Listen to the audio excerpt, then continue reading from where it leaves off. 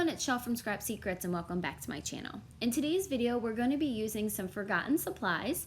The first one is the Sunny Studio Stamps layering set, the fruit cocktail, and also some Hero Arts and MFT ink. I haven't used some colored inks in a while, so I thought that I would pull some out and work on some layering stamps. We're going to be working on the apple, and as you can see, I had to practice a couple times because I've never used this stamp set. So we're going to take the most solid layer, which will be the lightest color, which is Hero Arts Pale Tomato in mid-tone, and stamp it down. And then after it was stamped down once, I heat set it with my heat tool because these inks don't dry instantaneously, and I wanted to make sure that I had nice, clean, crisp lines.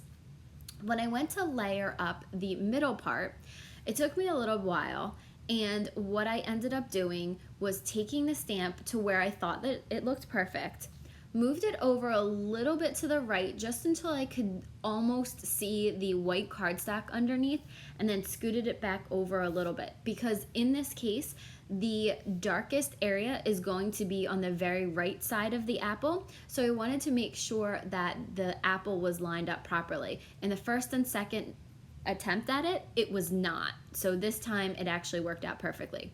I did heat set that before I start my third layer, which is done in chili powder. So it was Hero Arts Pale Tomato, MFT's Wild Cherry, and then MFT's chili powder for that last layer.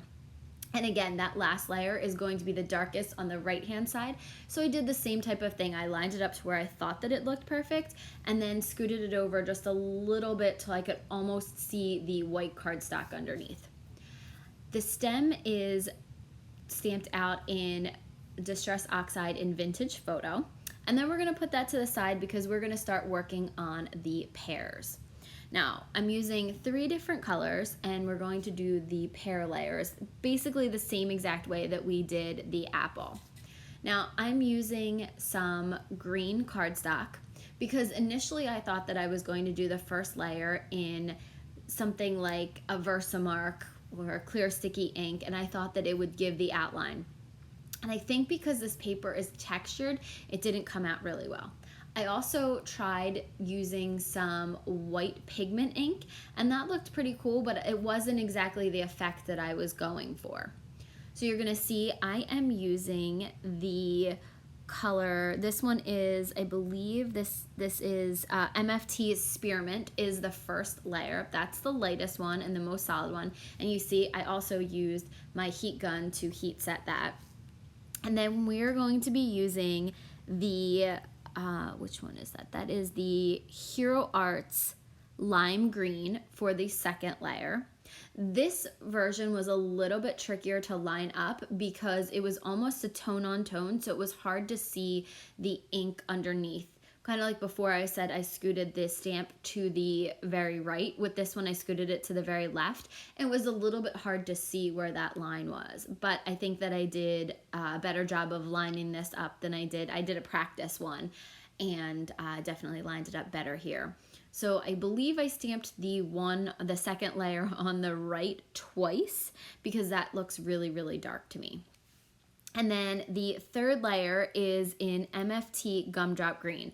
I did the exact same thing that I did with the apple, and then the other layers, I put it on there and moved it over just a little bit till it was almost over the edge of the pear.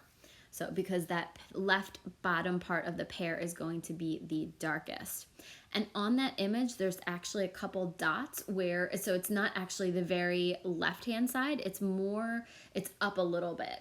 So it's not exactly the edge of the pear that is the darkest color.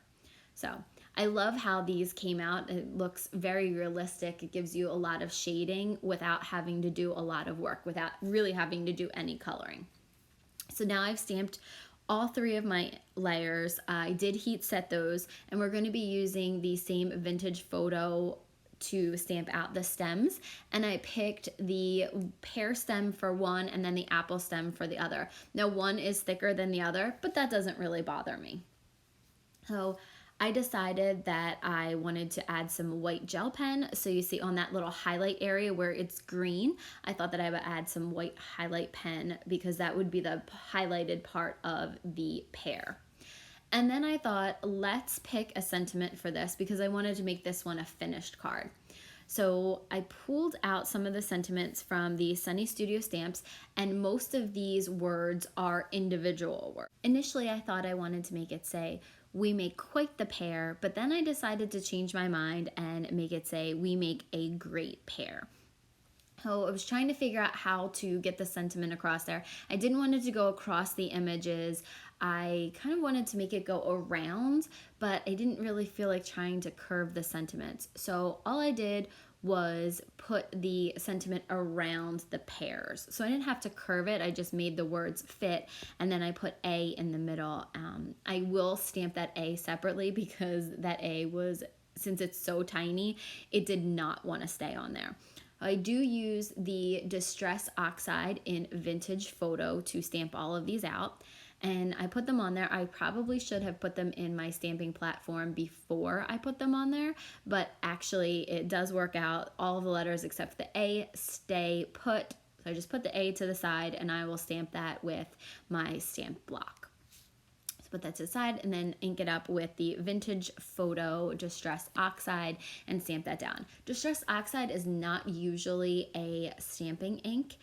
You do have to be careful. This paper is textured and I pressed a little bit too hard on it. I think on the second time I inked up most of that sentiment, but it's fine. It came out fine, and that is the image on the front of the card. Then I took some Distress Oxide in Twisted Citron and went around the edges of this paper. This paper is from Lawn Fawn. It's from the Christmas surprise box that I got, or the holiday surprise box I ordered last Christmas, and it was a 12-pack.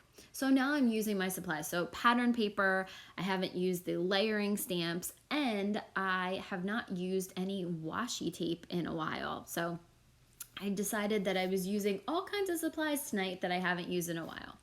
I cut this glitter washi tape off, which is a little bit of a darker green than some of the colors that we're using. I folded it over and I'm going to use it to ground the images on this card because I was just trying to think if I just put the images on there, it wouldn't look right. So I did that to ground it, and then I glued it down to the front, and then I glued it onto a 4 1/4 by 5.5 inch card base that is brown to bring out the brown stems of the pears. And that is the first card all done. I'm using my Honeybee Stamps Be Creative glue, which I absolutely love because not too much of that glue comes out, and so you don't have like soggy paper. So next thing I'm going to do is I am going to put together the other card, the apple card, and I want to use some of the same supplies. So again, this is paper that I've had lying around in my stash. So I cut off the washi tape. I used the same washi tape that I used for my other one. And I decided to move this image down a little bit more towards the bottom, where the other one was more towards the middle. This one's going to be more towards the bottom. You could cut those off. I like wrapping it around so that I know that it's going to stick and none of the edges are going to come off. I cut out the apple using a stitched circle die that I had in my stash and then glued it to a piece of red cardstock, which was a scrap cardstock that I cut out with a scalloped die. And then I'm going to glue it down to the bottom right. And I thought this would be a really cute teacher card. You could do anything like that. And then just glued it to a white card base, which is 4 1/4 by 5.5 inches. So these were two cards that were fairly easy to make. The most difficult part was lining up the layering stamp sets, but once you get it down, it's really, really easy. So there's two quick and easy cards. Here are some pictures of it. Thank you guys so much for watching. Please comment and subscribe, and I will see you guys again real soon for another video. Bye!